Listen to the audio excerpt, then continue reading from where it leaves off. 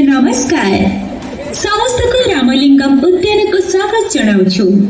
महाप्रभु श्री जगन्नाथ आशीर्वाद एवं माँ बुढ़ी ठाकुराणी कृपारु ब्रह्मपुर उन्नयन कर्तृपक्ष आनुकूल्य एही मनोरम उद्यान भितर उत्सर्गीकृत हेउछि संपूर्ण पूर्व भारतर प्रथम आधुनिक वैषयिक ज्ञान कौशल सप्त आलोकर खेल संघ को 3D मैपिंग और मनोरम म्यूजिकल फाउंटेन।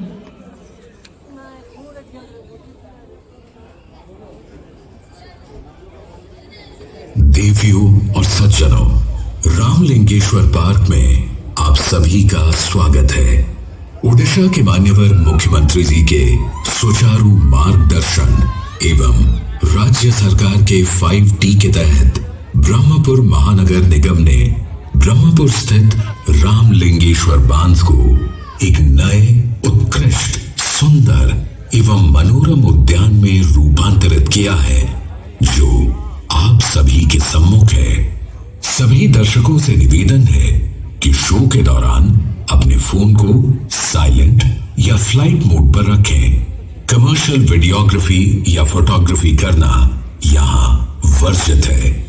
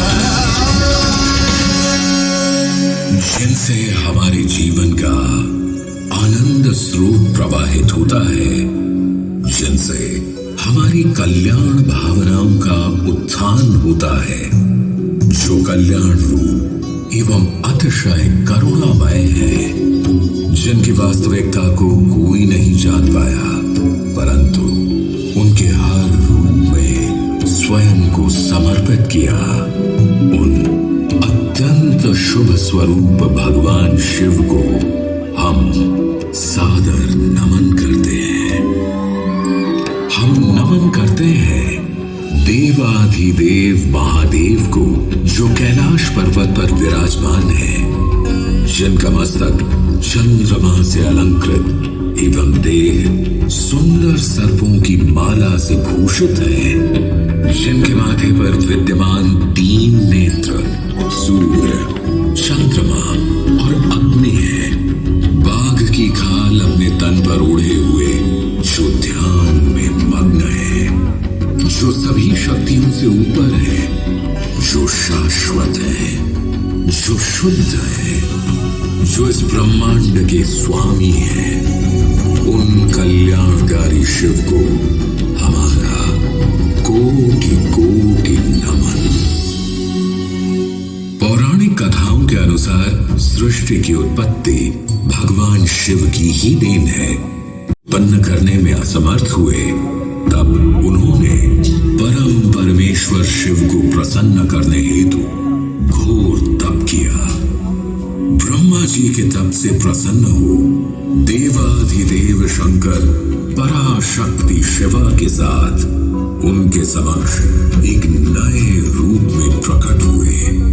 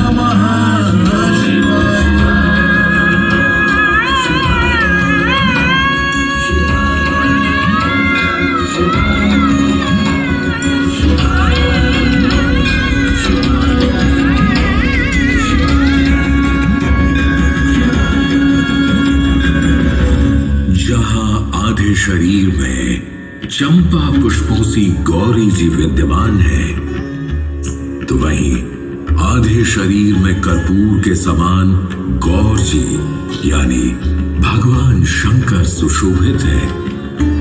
जहां एक ओर शंकर जी जटा धारण किए हुए हैं, तो वहीं दूसरी ओर गौरी जी के सुंदर केशपाश सुशोभित हो रहे हैं। शक्ति के साथ शिव का यह रूप अर्धनारीश्वर रूप कहलाता है। अपने इस स्वरूप से भगवान शिव ब्रह्मा जी को प्रजननशील प्राणी के सृजन की प्रेरणा देते हैं और साथ ही यह संदेश भी देते हैं कि स्त्री पुरुष समान है, क्योंकि शक्ति के बिना शिव शिव नहीं है। ब्रह्मा जी के आग्रह पर शक्ति ने उनके पुत्र दक्ष के यहाँ सती के रूप में जन्म लिया। इन्हीं शक्ति रूपी सती का विवाह भगवान शिव से हुआ, परंतु तीनों लोकों में तब हाहाकार मच गया जब प्रजापति दक्ष ने कंखल में एक यज्ञ का आयोजन किया।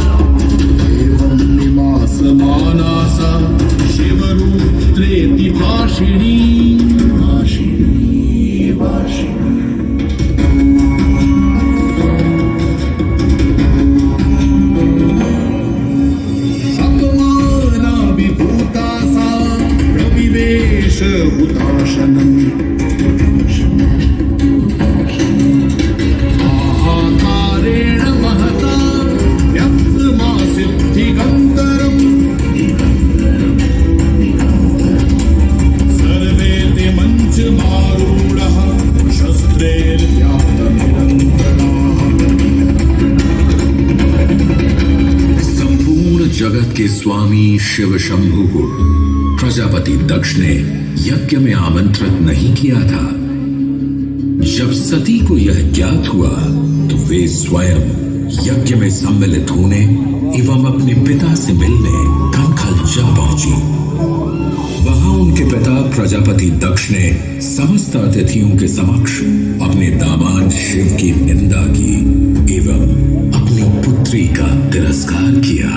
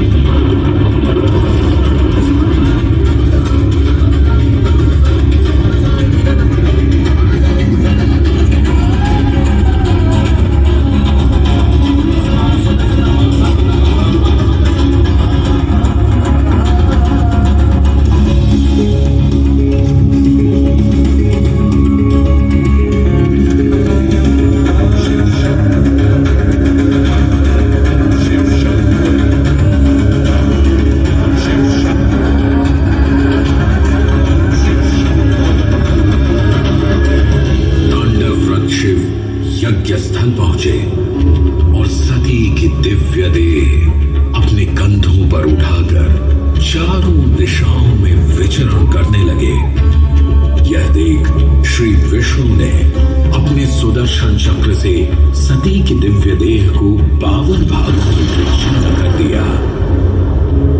धरती पर जिन 52 जगहों पर देवी सती के अंग कटकर गिरे, वे सभी स्थान शक्तिपीठ बन गए। आप लोग आज जहां बैठे हैं, यहां से लगभग 30 किलोमीटर दूर तारा तारिणी शक्तिपीठ है। इस तीर्थ को भारत के 4 प्रमुख प्राचीन शक्तिपीठों में से एक माना जाता है। इसके अलावा ओडिशा में 2 और शक्तिपीठ भी हैं। जाजपुर में स्थित बिरजा शक्तिपीठ, जहां आज भी देवी दुर्गा को मां बिरजा के रूप में पूजा जाता है, तो वहीं दूसरी ओर भगवान जगन्नाथ के मंदिर परिसर में शक्तिपीठ के रूप में मां विमला मंदिर मौजूद है। चाहे देवी सती की दिव्य देह शक्तिपीठ बनकर पृथ्वी पर समा गई हो, लेकिन शिव को शक्ति से कौन अलग कर सकता है। मान्यता है कि देवी सती ने राजा हिमवान और मैनावती की पुत्री बन पार्वती के रूप में दोबारा भगवान शिव से विवाह किया।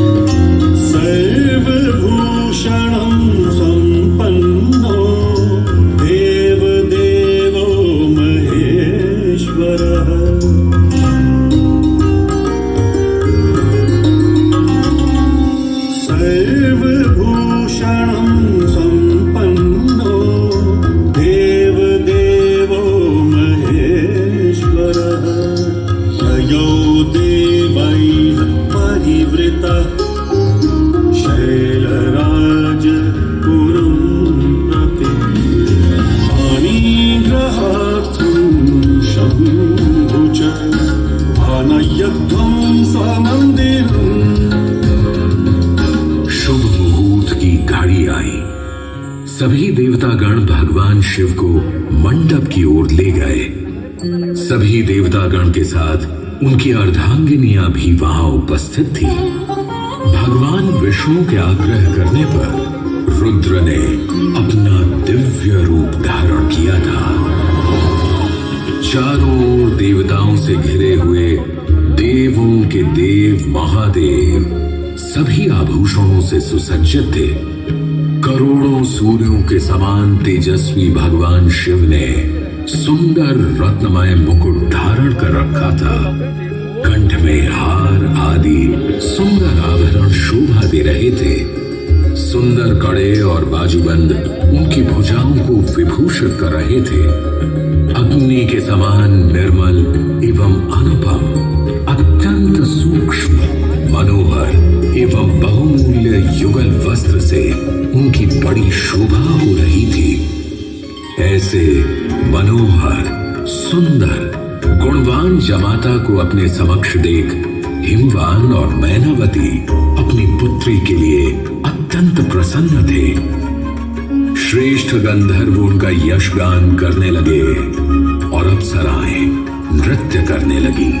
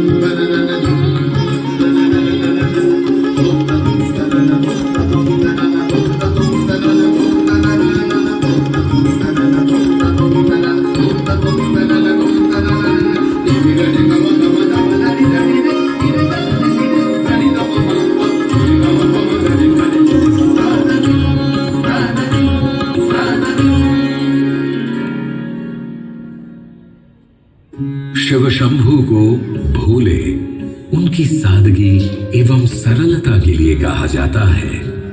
उनके लिए सभी भक्त एक समान है, फिर चाहे वे देवता हों या राक्षस।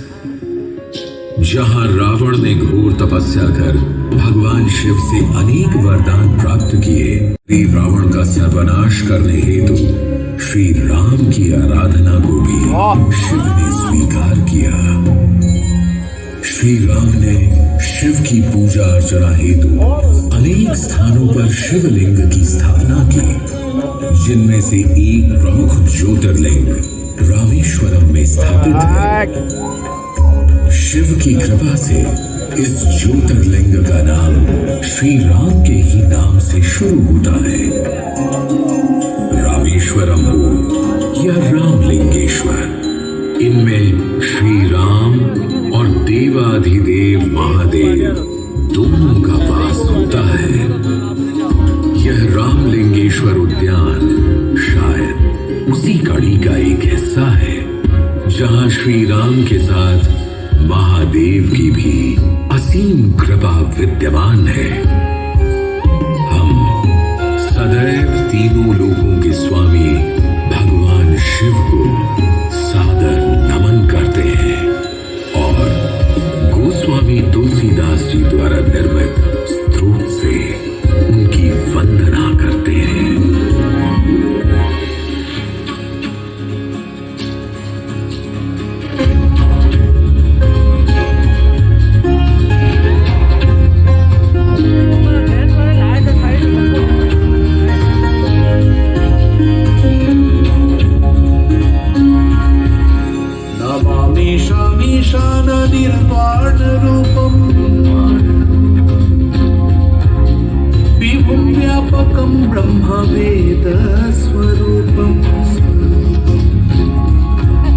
निजं निर्गुणं निर्विकल्पं निरीहं चिदाकाशमाकाशवासं भजेऽहम्। नमामि शामीशाननिर्वाणरूपं विभुं व्यापकं ब्रह्मवेदस्वरूपम्।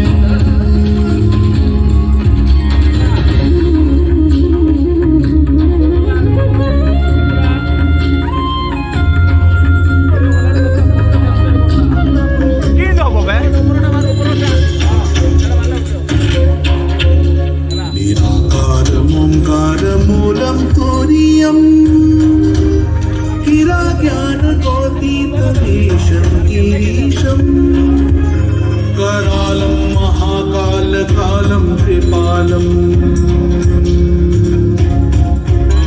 गुणागार संसारपालं नतोऽहम्। नमामि शामीशाननिर्वाणरूपम् व्यापकं ब्रह्मवेदस्वरूपम्।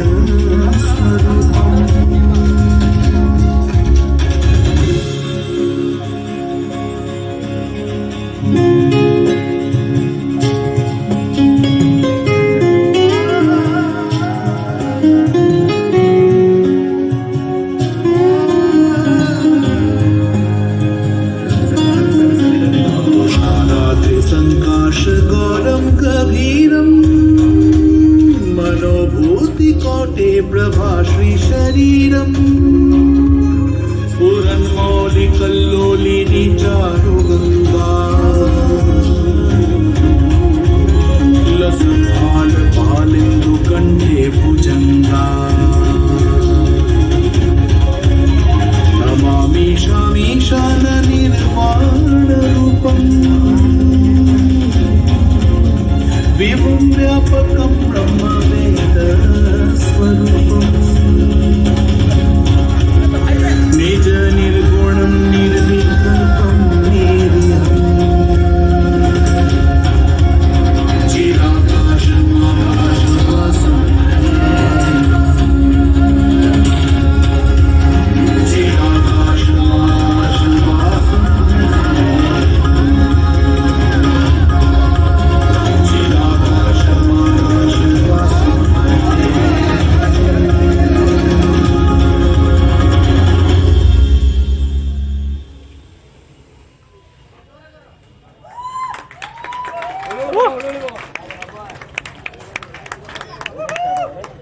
आशा करते हैं आप सभी दर्शकों को यह